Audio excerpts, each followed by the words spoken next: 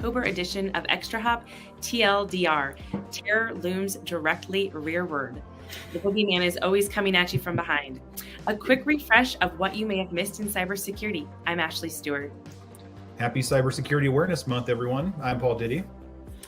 And I'm Justin Carter, and we're here to recount some interesting stories from ExtraHop and other cybersecurity industry leaders so that you don't have to. Everything we talk about today will be available on our blog, and we'll include a link at the end of the broadcast. Well, to kick it off, we're going to talk about Cybersecurity Awareness Month. As Paul mentioned, October is this special month that it highlights a collaboration between government and industry that began in 2004, and ultimately it's designed to raise awareness all around the world to the importance of cybersecurity. And this year's theme is See Yourself in Cyber, which focuses on the people working in cybersecurity that help educate the public and ensure that both individuals and organizations make smart online decisions on the job, at home, or at school. The big piece of that education revolves around reducing risk by practicing smart cyber hygiene. So number one, think before you click. I think we may have said that a few times on the show.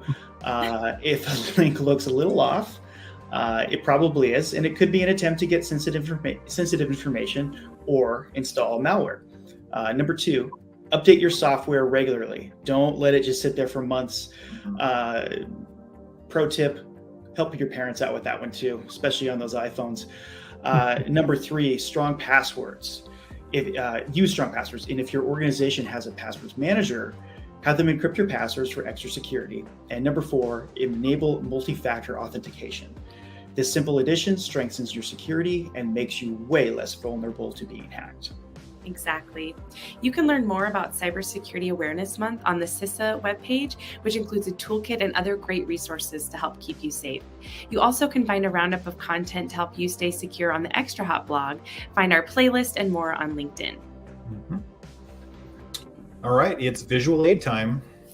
We've gathered the scariest threat actor groups of 2022 based on the caliber and cadence of their attacks.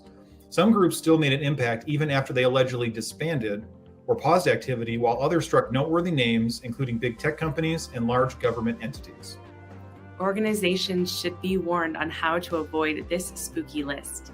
To help make sure that basic security hygiene is in good form. Patches are applied, non-essential ports are closed to the public internet, and software is updated.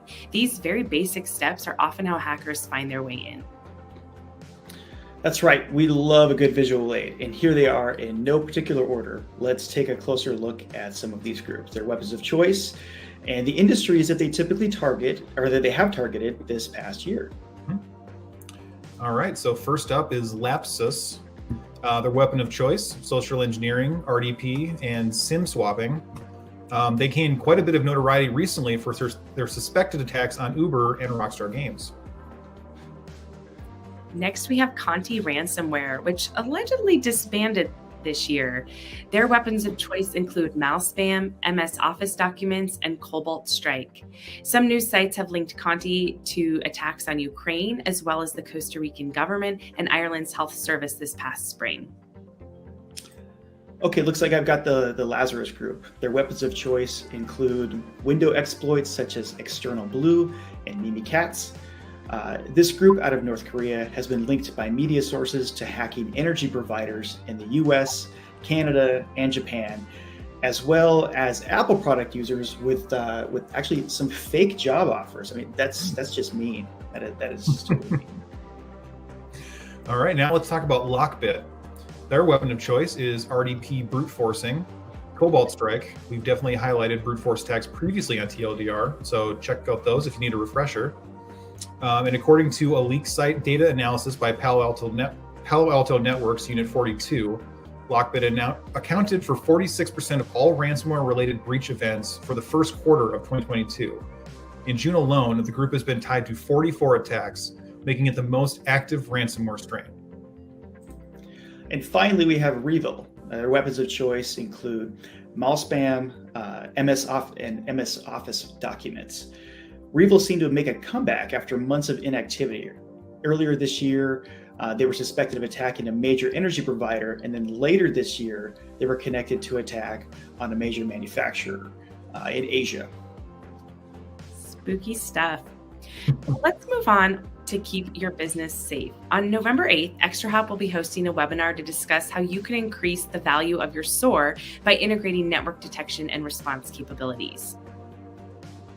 Now, if you're not familiar with SOAR, or Security Orchestration, Automation, and Response, it's a platform designed to help security teams with their many manual and repetitive tasks. And while SOAR pulls data from many sources, the missing link that can expedite its value is NDR.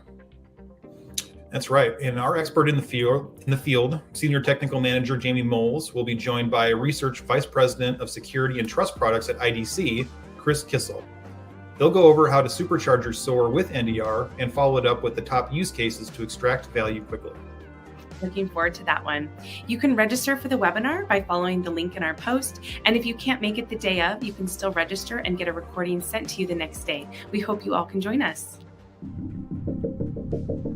And now it's time for Threat of the Month.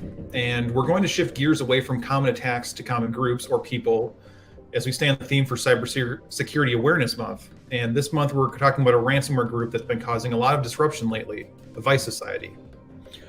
Vice Society is an intrusion, exfiltration, and extortion hacking group that first appeared in the summer of 2021. These actors have deployed versions of Hello Kitty, Five Hands Zeppelin ransomware.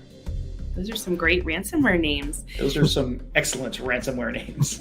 Yeah. Well, prior to deploying ransomware, this group spends time exploring networks, identifying opportunities to increase access, and exfiltrating data for double extortion, a tactic where they threaten to publicly release the sensitive data unless a victim pays a ransom.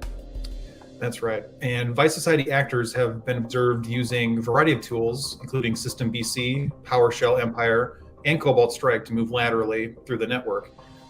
They also have used living off the land techniques and targeting the legitimate Windows Management Instrumentation, or WMI service, and tainting shared content.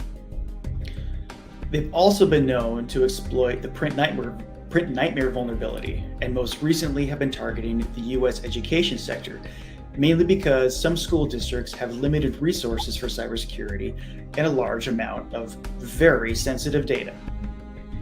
CISA has recognized Vice Society as a threat and urges everyone to manage any potential vulnerabilities by keeping software up to date, disabling unused ports and protocols, hyperlinks in emails, and command line scripting activities and permissions. Particularly the exploit print nightmare that was called out, ExtraHop has some additional information on how to identify that and what to do on our blog. Absolutely. And it's also important to maintain offline backups and make sure those backups are encrypted. Basically, check your system's capabilities and keep checking on them. Ransomware attacks can be scary, but they can also be prevented with the right security posture. You can find more useful information on CISA's website. Search for alert, here we go, AA22-249A. So you can head over there to learn more about Vice Society. You can also check out our blog, which has a couple of print nightmare stories, along with a recent success story where a K-12 school district managed to stop a ransomware attack post-compromise. Now let's take a look at some cyber news around the internet, starting with the most recent attack claimed by Vice Society. In an article from SC Media, the Vice Society is claiming responsibility for a ransomware attack against the Los Angeles Unified School District over the Labor Day weekend. And while they've not published any evidence, the actors have stated that they stole 500 gigabits of data. The good news is that the school district has been progressing toward a full recovery and have ordered all staff and students to reset their credentials. You can read the rest of the story on SC Media's website. That's right. And finally, we'll end on some more good news. If you haven't heard of the hacking group Lapsus, which we just discussed, so you should, they're the ones responsible for some big hits this year, including Microsoft, Samsung, T-Mobile, Uber, and most recently, the Rockstar Games leak of video game footage. Well, this group just lost one member. A 17-year-old out of Oxfordshire near London was arrested on suspicion of hacking and remains in custody. He's been charged with 2 counts of breach of bail conditions and 2 counts of computer misuse. And this is just the most recent arrest of a teenager in connection with Lapsus. The City of London arrested and released 7 teenagers earlier this spring. We'll keep you posted on any further developments, but for now, make sure to check your passwords and your software. Mm-hmm. And parents with teens, talk to your kids, see what they're up to. Right. You know, use those skills for good. Yeah. And that's going to do it for this month's TLDR. I'm Paul Diddy. I'm Justin Carter. I'm Ashley Stewart. You can find all the stories we discussed today on our blog by heading to the link below. We'll be back next month for more stories and all things cybersecurity. Thanks for joining us, and we hope you have a safe and fun Halloween.